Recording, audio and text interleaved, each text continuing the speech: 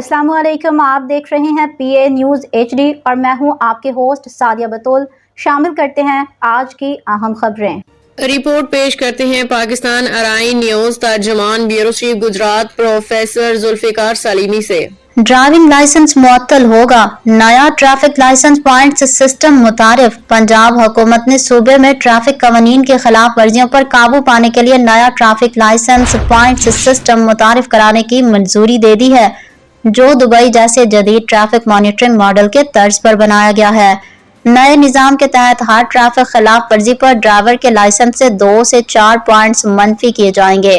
अगर किसी शहरी के खिलाफ एक साल में 20 पॉइंट्स कट जाएं तो उसका ड्राइविंग लाइसेंस 2 माह से लेकर 1 साल तक मुअत्तल किया जा सकेगा।